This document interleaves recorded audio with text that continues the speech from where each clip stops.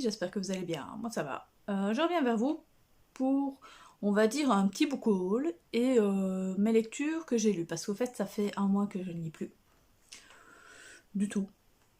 Je n'arrivais plus à lire, donc voilà. J'ai vraiment là une big panne, hein, je n'arrivais plus, j'étais concentrée, ma concentration était nulle, donc voilà. Donc j'ai compensé en achetant des livres. Enfin, j'ai surtout acheté des graphiques. Donc ce sera pas, je vais pas augmenter ma palle de romans, je vais garder ma palle quasiment, je vais réussir à avoir le nombre de livres, je vais quand même essayer de passer au-dessus pour ce mois-ci, ça va être égalité, enfin, on verra bien, mais enfin bref, je vais pas augmenter ma palle plus qu'il ne faut, vu que ce ne sont que des graphiques que j'ai achetés. Pour ce qui est de ma pile à lire du mois de mai, je ne vais pas changer celle du mois d'avril, vu que je n'ai pas lu mes livres du mois d'avril. Donc je ne vais pas faire de vidéo pour la pile du mois de mai. Je vais garder la même. Il faut d'ailleurs absolument que je lise mes emprunts, parce que je les ai même pas lus en plus.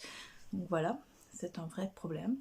Donc je vais commencer par mes lectures d'abord, comme ça ce sera fait. Ce sont deux gros coups de cœur, réellement.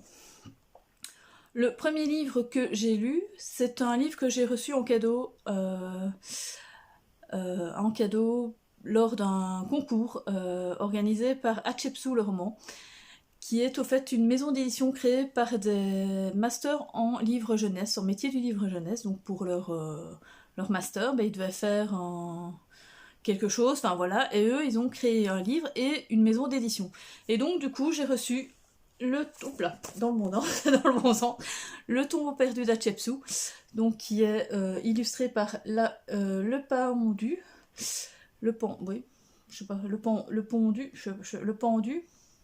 sais pas comment on dit. Enfin bref, c'est un livre que j'ai adoré parce que il m'a rappelé toute mon enfance, parce que c'est un livre dont on est le héros. C'est-à-dire que le livre ne se lit pas de A à Z, mais se lit suivant où vous voulez aller. C'est-à-dire que si vous décidez, par exemple, au chapitre, qu'on vous dit après le chapitre 2, parce que souvent les deux premiers chapitres, on va obliger souvent d'aller, hein, si au chapitre 2, on vous dit par exemple d'aller au point 17 ou au point 20, suivant ce que vous voulez aller, vous allez dans le livre. Donc du coup, vous avez plusieurs histoires aussi. C'est ça qui était génial. Donc ici, ce qui est bien, c'est que l'histoire originelle, c'est juste un enfant qui est perdu dans une pyramide et il recherche du coup le tombeau perdu d'Hatshepsut. Et donc on va retourner en arrière dans l'Égypte antique et voilà, j'ai vraiment bien aimé, j'ai vraiment bien aimé. J'ai adoré retourner en enfance parce que ça me faisait penser aux livres que j'avais quand j'étais enfant. On avait quelques livres comme ça qui nous faisaient, dont on était le héros, moi j'avais bien aimé. Je sais plus si c'était chez qui, je me demande si c'était pas chez Gallimard.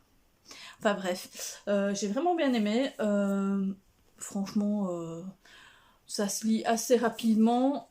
Moi, je disais, même 7 ans, c'est déjà, on peut déjà lire sans problème à 7 ans. Un enfant qui sait bien lire, sans problème, même, ou alors accompagné de ses parents, ça peut être chouette. Alors, il y a en plus dedans des petites énigmes qu'il faut répondre, et si on répond bien, eh bien, on va à l'autre chapitre, enfin, on va au chapitre qu'ils disent, et si on n'a pas la bonne réponse, on va à un autre chapitre. Donc voilà, franchement, alors pour le trouver, vous pouvez le trouver dans certaines librairies de France, surtout dans Toulouse, vu que ce sont des Toulousains, enfin des étudiants de Toulouse qui l'ont écrit, mais sinon vous pouvez sans problème, je pense, le commander chez eux via Instagram. Je pense qu'il y a moyen d'aller sur Instagram. Je vous mettrai en barre d'infos, donc c'est Hatshepsut le roman, et là vous avez absolument, il vous donne, je pense qu'il doit avoir sûrement un lien du site pour pouvoir commander et tout, j'ai pas regardé, mais je suppose que réellement on peut l'avoir. Franchement, j'ai franchement bien aimé, c'était chouette.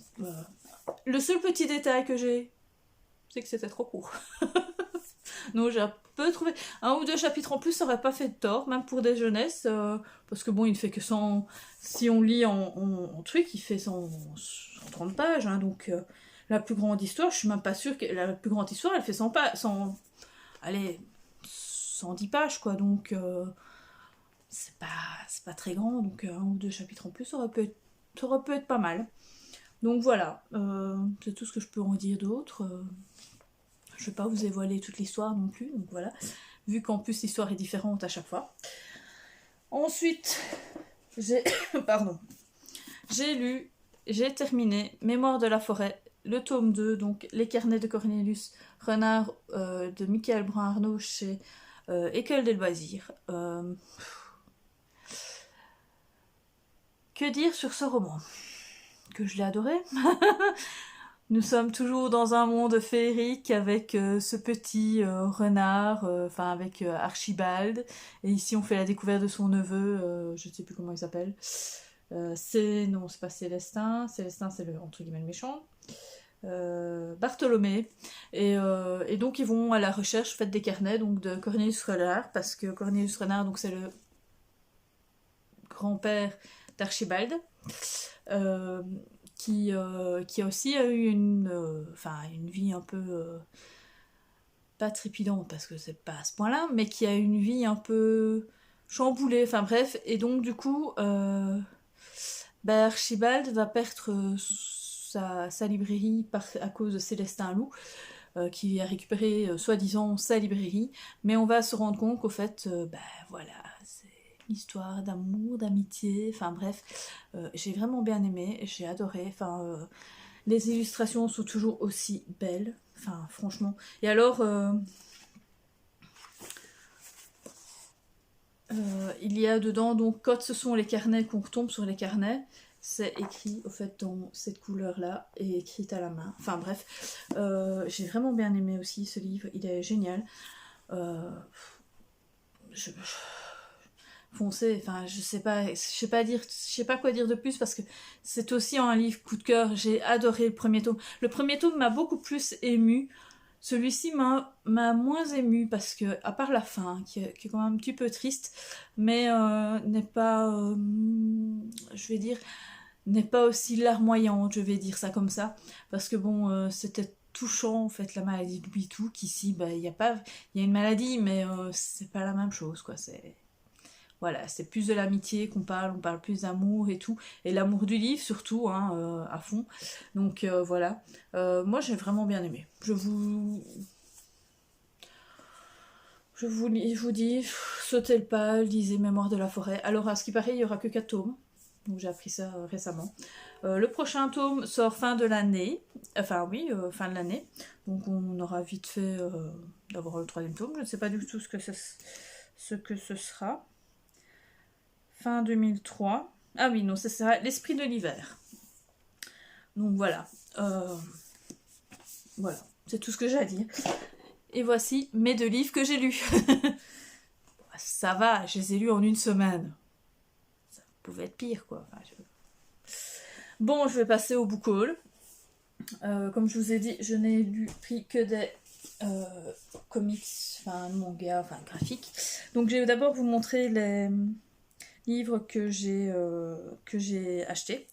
Les 2 livres que j'ai achetés, c'est Sherlock Holmes et le 36 quai des Orfèvres, audition Moisson Noire, donc de Alain et Jean-Paul Bouchon. Oui, c'est Sherlock Holmes. Au fait, je n'avais jamais entendu parler du tout de ce livre, et c'est dans la librairie, dans ma petite librairie que je vais de temps en temps, que j'ai vu au fait cette couverture. Il était en, vous savez, là, vraiment mis en avant et tout. Et puis je me suis dit, tiens, Sherlock Holmes, que je ne connais pas, qui a l'air d'être français en plus, qui parle des Français. Ici, on va parler de Paris de 1890. On va parler de trucs un peu olé olé, mais bon, dans le Paris de ces années-là. On va aller dans des fêtes, dans des nuits blanches, enfin bref. Ça va être... je sais pas comment je vais lire, comment je vais parler de cette histoire, parce que quand je vois de quoi on parle... Enfin bref, on va aller dans les cabarets, si vous voulez...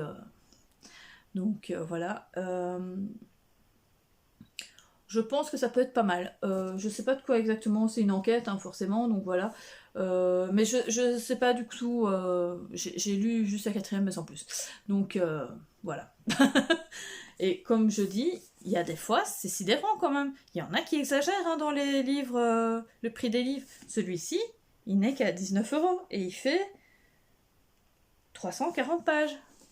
Pourquoi certains livres font 28 € alors qu'ils font 200 pages quoi? Hein, les plumes blanches là, vous savez là, c'est quand même aberrant quand même. Et ensuite j'ai acheté, mais celui-là c'est aussi... Et puis la boîte. Par contre celui-là il est à 28 €, oui. Mais bon, celui-là il est beau. Bah oui, vous voyez, c'est chez Big Bones, c'est chez Brajlon, avec un jaspage qui est tout auréolé, tout... Bon, bien sûr, ici, c'est aussi à cause de Sherlock Holmes. Donc ici, c'est Sherlock Holmes, c'est les 3 terreurs d'hiver, de James Lovergrove. Je ne connais pas du tout non plus. Je pense qu'en plus, c'est un livre qui est déjà... je me demande s'il n'y a pas une suite ou un truc comme ça. Donc j'espère que non, parce que sinon ça va être un peu problème. Je réfléchis. Quoi qu'ils avaient fait avec les dossiers de Chutelou, je me souviens qu'il y avait eu ça, oui. Démon de Noël. Donc je sais pas, c'est peut-être un... Je sais pas si réellement je pourrais... Bon, je le dirai si il y a une suite... tant pis. Ici, on va passer de 1889 à 1994. Donc il y a 3 terreurs. Voilà. Il y en a en 89, c'est un élève d'une école privée du Kent qui est retrouvé noyé dans une mare. La deuxième terreur, c'est un homme fortuné qui succombe à une crise cardiaque dans sa maison de Londres. Et en 94, c'est un cadavre qui est découvert dans un manoir de campagne du Surrey atrocement mutilé. Et donc du coup, ces 3 crimes vont mettre à rude épreuve non seulement la faculté de déduction de Sherlock Holmes, mais aussi son scepticisme par rapport au surnaturel. Donc on va voir ce que ça va donner. J'ai vraiment envie. Et puis rien que... Mais c'est la même truc maison d'édition que j'ai acheté l'autre fois, un autre Sherlock, hein, je vous fais remarquer. Enfin, bref. Bah ouais, Sherlock, c'est Sherlock. Donc voilà, les 2 livres que j'ai achetés. Je vais passer à mes achats graphiques. La grosse de gros tome que j'ai pris, le tome 5 de City Hunter. J'ai toujours pas lu les premiers. Hein. Donc de Tsukasa Ojo, donc c'est Nicky Larson. Hein. Donc ici c'est en version, je sais plus comment ils appellent ça, version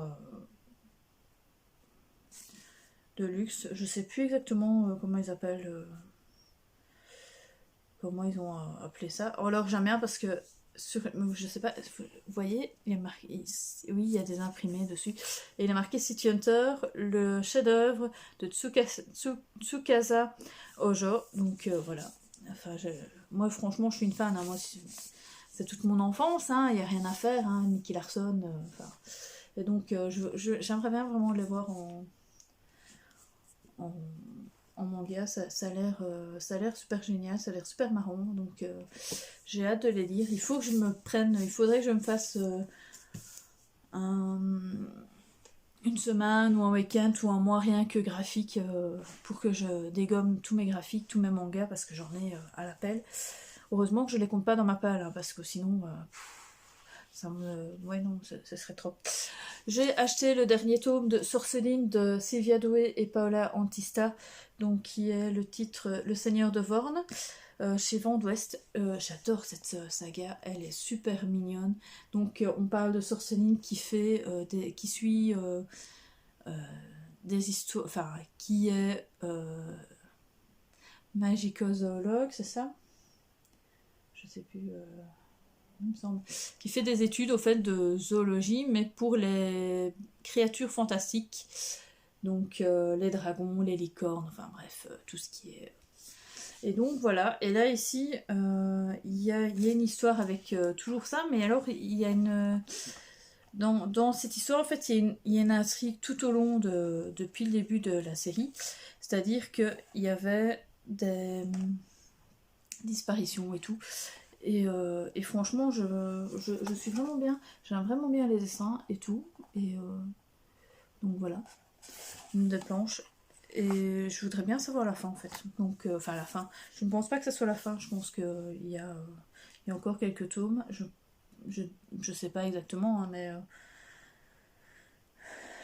il y a un cadeau dedans, mais je ne le vois pas. À mon avis, il a été chopé. Ah non, c'est ça. Ah, il y a un jeu au fait. Oh, cool.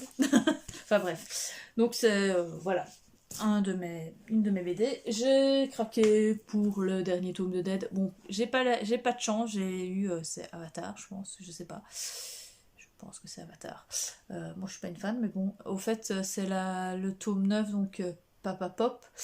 Il y avait le choix au fait entre 9 couvertures différentes. Donc il y avait Harry Potter, il y avait Star Wars, il y avait Schtroumpf, Spider-Man. Je ne sais plus qu'est-ce qu'il y avait d'autre comme truc. Ils y sont pas tous ici. Ils sont pas mis. Ils ont pas mis les. Mais enfin bref, il y avait Dead était, était en couverture, mais de 9 façons différentes. Donc voilà. Ici, moi j'ai pris celui qu'il y avait parce que j'ai regardé sur la Fnac et au fait, on ne sait pas choisir la couverture que l'on veut. Enfin, il n'est pas noté quelle couverture on va tomber, donc voilà. J'ai pris celui-là, tant pis. J'aurais préféré un autre, mais bon, enfin bref. Donc oui, je suppose que vous connaissez Dead, hein, donc c'est un papa qui a 4 filles. 3 ou 4, je sais plus maintenant. 2, oui, 4. Non, 3. 3. Oui, non, 4. Je ne sais plus maintenant. 4. Et célibataire, et dont les 4 filles sont de 4 mères différentes. Donc voilà, et il se passe toujours plein de choses, c'est lui qui les gère toutes, enfin bref. Là ici, elles partent plus, je pense, elles commencent à partir un peu de chez lui. Enfin, je sais pas, enfin c'est... Je pense qu'elles commencent un peu à prendre un peu... Enfin, certaines prennent leur indépendance, hein, surtout la plus grande, je sais plus comment elle s'appelle, j'ai oublié. Enfin bref. Moi j'aime bien, je trouve ça super marrant. Donc, voilà. Ensuite, j'ai pris le tome 6 de la Brigade des Cauchemars Ariane de Franck Tillier, Yumgi, Dumont et Drac. Au fait, j'ai les 3 premiers tomes, je pense, donc il faut que j'achète le 4 et 5. J'ai vu qu'il était à la Fnac, donc je me suis dit je vais l'acheter, comme ça je l'ai déjà. C'est une histoire, au fait, d'enfants en fait qui sont dans un établissement, si je me souviens bien, et ils vont dans les cauchemars des gens pour les sauver, si je me souviens bien. Les dessins sont pas mal, moi j'aime encore bien. Donc les dessins sont ça, ce sont les dessins dans les cauchemars par exemple, et non là, enfin, on voit en fait la différence. Il y a une différence entre les dessins normaux et les dessins des cauchemars, en fait. Normalement. Mais attendez. Je regarde plus. Ça, on va dire que c'est les planches. Voilà.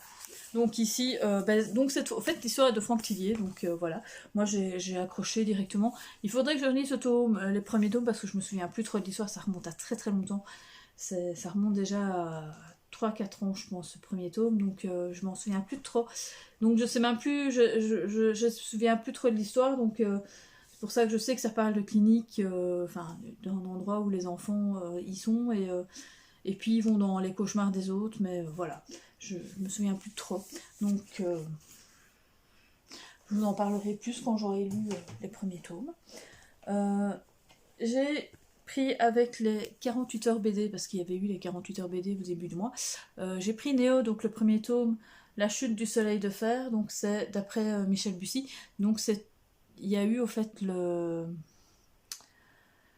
livre Néo qui est sorti, et moi je suis pas une fan de Michel Bussy, mais ici c'est en jeunesse, et je me suis dit que ça passerait peut-être mieux en BD qu'en livre. Enfin bref, voilà, je me suis dit, elle est à 2 €, je crois, un truc comme ça. c'est pas cher, non 3 euros. Je me dis, allez, une BD à 3 euros, c'est pas cher, je vais la lire, on verra bien ce que ça va donner. Si j'aime bien la suite, eh bien, je prendrai la suite des BD. Au pire, j'achèterai, enfin, je écouterai parce que je sais qu'ils sont à la bibliothèque en livre audio, donc au pire, je les prendrai en livre audio, on verra bien. Je sais pas de quoi ça parle en fait, je sais juste que ça parle de Paris. Et attendez. Il y a eu un nuage empoisonné qui s'est répandu sur la Terre. Seuls quelques adolescents n'ont pas été exterminés par le cataclysme. Alix vit au Louvre avec d'autres privilégiés, tandis que Zizo tente de survivre en habitant la Tour Eiffel avec son clan. Mais lorsque les animaux sont empoisonnés, la nourriture vient à manquer à ceux du tipi. Donc le tipi, c'est de la Tour Eiffel. Pour eux, aucun doute, les enfants du château sont coupables. La guerre va être déclarée. Donc voilà. Je sais pas du tout ce que ça va donner. On verra bien. Moi, j'aimais bien. Enfin, je suis pas fan de Michel Bussy. J'ai lu 2 livres, 3 livres, je pense, de lui. Et il y a une hype énorme sur ce. Je pense que c'est pour les gens en fait qui lisent un roman par jour, par mois ou par an. Enfin, qui lisent. Désolée de lire, mais pour moi, dès que tu lis les premières pages, en fait, t'as compris toute l'histoire. Perso, j'ai lu Un avion sans aile. J'ai lu le premier chapitre, j'ai déjà compris toute l'histoire, quoi. J'avais compris toute l'histoire. Et j'ai lu, je sais plus c'était quoi, un truc avec la guerre. J'avais compris toute l'histoire, j'ai lu la fin pour être sûre, et c'était ça. Donc voilà, pour moi, il n'y a pas de suspense, au fait. Il y a pas de... C'est du point A au point B, je le sais déjà. Je sais pas ce qui se passe entre, mais entre guillemets, j'ai déjà trouvé ce qui se passait, quoi. J'ai acheté aussi donc dans les 48 heures Hayati plutôt, La légende des 5 pétales de Fernandez et Violo. C'est chez Jungle. Je sais pas de quoi. Franchement, celles de 48 heures BD, je sais pas du tout de quoi elles parlent parce que je les ai juste achetées parce qu'elles étaient à 3 euros et si les dessins me plaisaient. Et comme les dessins me plaisaient, je les ai achetés. Donc voilà, je sais pas vraiment de quoi ça parle. Ici, ça parle, à mon avis, de l'Inde ancienne et de légendaire. Hayati, une orpheline de 14 ans, vit une adolescence difficile. Chaque jour, elle accomplit des corvées pour son oncle et sa tante qui l'élève. Elle a un écrit fuir cette vie triste. Donc ça peut être pas mal de voir un peu comment ça se passe en Inde, du moins dans la... Maintenant, je ne sais pas si ça se passe de maintenant ou plus tard, enfin, anciennement, quoi. Donc voilà. Enfin, aussi, j'ai acheté, parce que celle-là, c'est plus historique, c'est Il était une fois en France, donc de le tome 1, L'Empire de Monsieur Joseph, de Fabien Nury et Sylvain Vallée, donc chez Glénat. Là, forcément, ça parle d'orphelins, d'immigrés, de ferrailleurs, de milliardaires, de collabos, de résistants. Donc voilà. Criminel pour certains, héros pour d'autres, Joseph Jovanovici fut tout cela et bien plus encore. Voici son histoire. On va voir ce que ça va donner. Ça me fait penser un peu à... non, c'est pas les résistants, c'était... Parce que c'est la même couverture qu'une autre saga que j'ai déjà lue avec la guerre 40-45. Donc les dessins étaient pas mal. Bon, ici c'est plus adulte à mon avis que enfant, hein, parce que voilà, c'est plus c'est Glénat, quoi, donc c'est pas Glénat, je crois que c'est Jungle. Ensuite, j'ai acheté en même temps, mais qui n'était pas dans la sélection des 48 heures BD, Equinox, le tome 1 Cheval de Lune de Aurélie Wallenstein, forcément, et Gate de chez Dracou. Donc ici, je sais plus si je vous l'avais déjà montré ou pas, en fait, j'hésite. Donc ça parle au fait de... que les gens en fait se transforment en licorne et en cheval pendant la pleine lune, et mais seulement il y a un problème. Il y a un problème. Oui, il y a le climat qui se dérègle et donc du coup, les gens terrifiés deviennent dangereux, les transformations aussi entre l'humain et l'animal. Je sais pas, en fait j'avais juste pris à cause de Piketty Bookin qui en avait parlé. Elle avait fait un Piketty papote avec Aurélie Wallenstein et Yates, et en même temps avec d'autres illustratrices et dessinatrices, enfin bref, de BD. Et elle a parlé de d'autres, mais les autres, c'est pas que j'en avais pas. Il y en a une, c'est les Sœurs Grimier, que je suis une grande fan, que j'adore. L'autre, c'était une histoire avec le tarot. Mais j'étais pas fan du dessin, donc je ne l'ai pas acheté. Et il y avait celui-ci, qui, bon, les dessins ne sont pas vraiment encore bien. En plus, c'est d'Aurélie Wallenstein. Il faut que je découvre Aurélie Wallenstein. Il n'y a rien à faire. J'ai l'épée, la famine et la peste depuis 6 mois dans ma... Depuis quasi un an dans ma palle, quoi. Enfin bref. Donc voilà. Ensuite, j'ai pour les 48 heures BD, j'ai acheté aussi Shangri, la frontière, tome 1 de Katarina et Ryosuke Fuji, donc chez Glénat aussi. Donc ici, je sais pas du tout de quoi ça parle non plus. Ça parle de jeux vidéo. On va voir, je sais pas du tout de quoi ça... Enfin, les dessins étaient pas mal non plus en manga. Donc ils avaient l'air un peu simples, mais pas trop... Ouais. Donc voilà, je ne sais pas. Comme je vous ai dit, j'ai pris parce que voilà, je me suis dit ça a l'air pas mal. C'est pour découvrir, donc... quand c'est pour découvrir, je ne me tracasse pas trop du prix. J'ai acheté aussi en 48 heures BD, il y avait Fairy Tail, la grande aventure de Happy. C'est un grand... c'est un manga hyper connu. Moi, je connais pas du tout, en fait, ce dessin animé. C'est de Kenshiro Sakamoto et c'est d'après l'œuvre de Hiro Mashima. Donc, chez Nobinobi. Même chose. J'ai trouvé que le dessin n'était pas ce qu'il y avait de plus moche, donc je me suis dit je vais le prendre. En plus, un Fairy Tail, je sais que c'est pas le Fairy Tail c'est pas la version la grande, c'est une spin-off au fait de Fairy Tail, je pense, c'est le truc d'Happy, la grande aventure de Happy, parce qu'il y a Fairy Tail vraiment, et puis Fairy Tail, parce que Fairy Tail, je pense que c'est un autre personnage, donc voilà, mais on va essayer, on verra bien ce que ça va donner. J'ai aussi acheté un shoujo. Oui, je me suis dit pourquoi pas. On peut voir ce que ça va donner. Perfect World, donc de Ri Haruga chez Akata. Ça parle, comme vous le voyez, donc d'un garçon paraplégique. Je pense qu'il est paraplégique. Et d'une fille.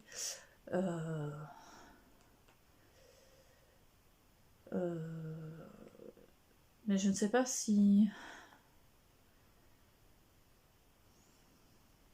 Oui, oui, voilà, c'est des gens... En fait, ce sont des gens qui se sont rencontrés quand ils étaient adolescents et ils se retrouvent plus tard dans la vie, mais bien sûr, au départ, eux, ils sont... Enfin, lui, au fait, est devenu paraplégique. Enfin, je sais pas si c'est paraplégique ou tétraplégique, hein, j'en sais rien. Enfin bref, il est handicapé, il ne sait plus marcher, et donc elle était tombée amoureuse. Je pense qu'ils étaient amoureux quand ils étaient à l'école, mais ils n'ont pas avoué leurs sentiments, et c'est quand ils se retrouvent plus tard que, voilà, ils vont avouer leurs petits sentiments. Et le dernier tome, le dernier truc que je vais vous parler, c'est Wakfu. C'est hyper connu, donc le tome 1, donc la quête des Dofus Héliatrope, donc de Tot Azra et Saïd Sassim, chez Ankama, je connais pas. Bref, Wakfu, voilà, c'est Wakfu. Enfin, moi je connais pas du tout. Donc du coup, je vais découvrir. Je ne regarde pas non plus les dessins animés Wakfu.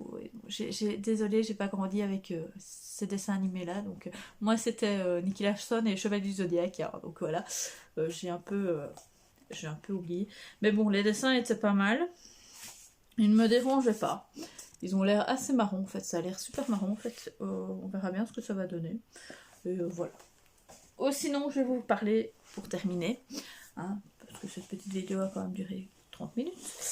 Au fait, c'est un livre que j'ai reçu. C'était un petit cadeau que j'ai reçu de la part de Booknote et de Hachette.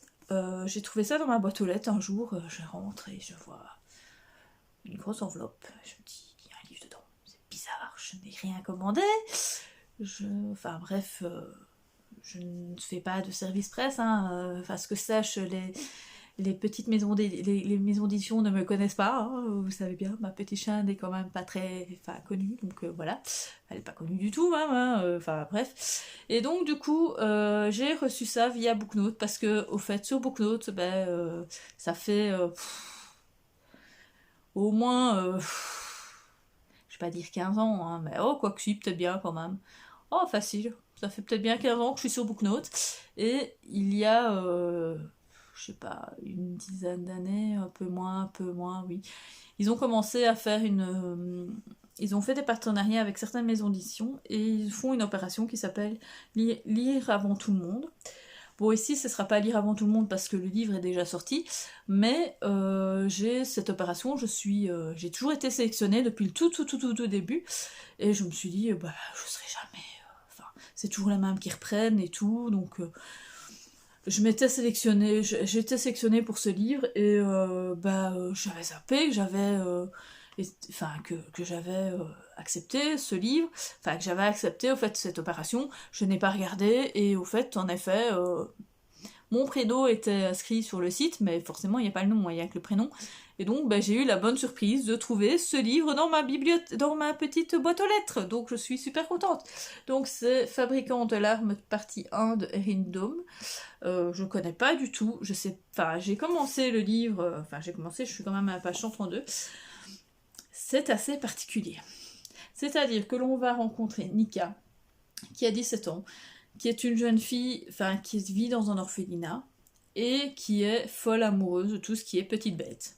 Mais quand je dis folle amoureuse, elle est folle amoureuse, c'est-à-dire qu'elle voit un escargot sur la route, elle va sauter sur l'escargot pour éviter qu'il se fasse écraser. Un peu bizarre. Et en même temps, on va avoir un autre personnage qui s'appelle Rigel, comme la constellation, l'étoile, qui lui aussi vit dans le même orphelinat, qui a été recueilli très très tôt aussi, parce que Nika avec un N, elle a eu des parents, mais ils sont décédés, donc du coup elle est tombée dans l'orphelinat, tandis que Rigel, lui, a directement été abandonné quand il était bébé, donc il a toujours vécu, et donc ils ont tous les deux 17 ans, et se retrouvent tout d'un coup adoptés par une famille, mais c'est très rare parce qu'habituellement ce sont les enfants ou les bébés qu'on prend à l'adoption, on ne prend pas des jeunes ados, des ados qui ont déjà 16-17 ans, c'est très rare. Donc ici, Nika, elle est dans son monde, elle veut être acceptée par cette famille parce qu'elle a enfin la chance de pouvoir connaître cette vie, d'être aimée et tout. Et Rigel, lui, on ne sait pas comment ça se fait, tout d'un coup, il a toujours été pour ne pas être adopté, et là, il a fait tout pour être adopté, entre guillemets. Enfin bref, c'est un personnage très particulier, Rigel, dans le sens où il est très énigmatique, très, très mystérieux, il a l'air méchant, dans les livres, il est méchant, il est... on se demande s'il n'y a pas un peu de pouvoir, bref, c'est un peu particulier. Leur relation est très méchante, très malsaine, dans le sens où Rigel n'accepte pas du tout Nika. Depuis le début, depuis même avant depuis qu'ils sont à l'orphelinat, c'est la seule qu'il, entre guillemets, maltraite. Il lui fait peur, tous les autres sont en admiration totale devant Rigel, mais à un point, on ne voit rien de mal de chez lui, mais rien du tout.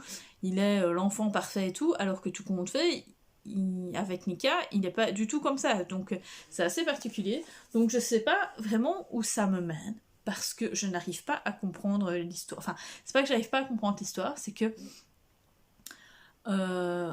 ici, ils sont donc dans cette pré-adoption, hein, parce qu'au départ, on a un temps d'adaptation, on va dire ça comme ça, hein. Oui, c'est ce qu'ils disent en livre, qu'il y a un temps d'adaptation, et que ici, Nika, elle veut tout faire pour être prise. Rigel, on ne sait pas. On ne sait pas si vraiment il veut être adopté. On ne sait pas. On ne sait pas ce qu'il veut. Pourquoi il en veut à Nika, au fait. On ne sait pas du tout ce qui se passe dans sa tête. Il est très bizarre. Enfin, c'est très bizarre. Donc du coup, je sais pas vraiment ce que j'en pense pour le moment. Parce que, voilà. Alors, sur Booknote, il est marqué que c'est une histoire d'amour et tout. Alors, est-ce que réellement, c'est ce qui se passe? C'est un amour refoulé des deux côtés, peut-être. Ce serait un ennemi to lovers, mais c'est ennemi très bizarre, quoi. Enfin, parce que il la terrifie, au fait. Enfin, quand il lui parle, elle est terrifiée, la fille. Enfin, je sais pas, tu peux pas aimer quelqu'un qui te terrifie. Enfin, c'est pas logique, quoi. Enfin... Donc je sais pas, je sais pas, ça me perturbe. Donc je vous en parlerai plus tard quand j'aurai terminé, parce qu'il faut que je termine assez rapidement, hein, parce que voilà. Bon, il sera, je pense, assez vite, comme je suis à 100, je pense terminer grand maximum ce week-end. Et donc voilà. On verra bien ce que ça va donner. Donc j'étais contente quand même de recevoir un livre. C'est vrai que ça fait chouette de recevoir un livre. Surtout quand on s'y attend pas. Je trouvais ça... J'espère pouvoir en avoir d'autres, du moins par rapport à Booknote. Peut-être que j'en aurai d'autres qui me plairont plus. Enfin ici c'est pas que ça me plaît pas, hein, ça me plaît, mais je sais pas où on veut en venir en fait. C'est surtout ça en fait. Donc voilà. J'ai terminé cette petite vidéo, j'espère qu'elle vous aura plu. J'étais un peu bouillotte, j'ai l'impression. J'ai encore un peu du mal avec ma mémoire pour ce qui est de raconter les histoires de ce que j'ai lu. Et encore de ce que j'ai... le book haul, bon le book haul forcément je l'ai pas lu donc je sais pas trop vous en parler, mais comme j'ai lu quand même certaines fois les quatrièmes de couvre, mais je m'en rappelle pas. Donc voilà. J'espère que je vous ai donné envie peut-être de lire quand même les premiers livres que je vous ai montrés.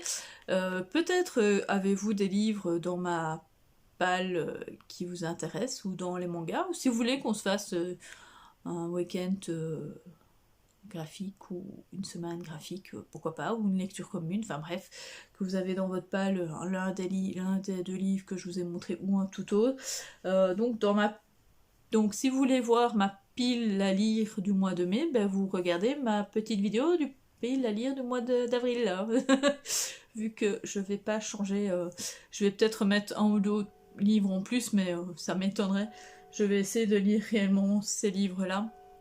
J'aurais bien voulu faire un spécial le challenge du mois de la fantaisie, mais j'ai pas envie de me mettre des contraintes dans mes livres, enfin des challenges et tout, parce que pour le moment je n'y arrive pas. Je lis ce que j'ai envie. Je me fais une palle parce que je me dis comme ça je me disperse pas, j'ai pas à chercher quel type de livre j'ai envie de lire. Je prends ma palle et comme ça je lis le livre et direct voilà. Alors il va y avoir aussi le livre du mois la pile du hasard qui va se faire le week-end prochain, je pense. Oui, samedi, je pense. Je sais pas ce que ce sera. Il y a eu celui du mois dernier, mais je ne sais pas. Je ne sais même pas c'est quoi le livre qui est sorti. Ah oui. Et alors, un livre que je voudrais lire, qui est tombé, que je vais lire ce mois-ci, dans ma palle du hasard, c'était le James Bond, donc Déclic mortel de Anthony Horowitz. C'est un James Bond. Ça fait des années qu'il est dans ma palle. Il est dans ma palle depuis... c'est vraiment une relique. Depuis 2015. Donc ça va bientôt faire 10 ans. Donc il est plus que temps que je le lise. Ça pourrait changer un peu de mon style de lecture. Moi, James Bond, c'est je vais pas dire un polar parce que c'est un truc d'espion, donc ça peut être pas mal. Ça peut changer un peu, ça peut être chouette à lire, ça peut être Voilà, je sais pas. J'avais lu un James Bond, j'avais lu Casino Royale, j'avais trouvé ça très long, très plat. C'est vrai, réellement c'était très plat. Ici j'espère qu'avec Anthony Horowitz ce sera un peu plus speed, surtout qu'il avait fait un Sherlock Holmes, je sais plus c'était lequel, une étude en... Attendez, je dois l'avoir quelque part. Il avait fait Moriarty et la maison de soi. Ceux-là, je vous les recommande énormément, de Anthony Horowitz.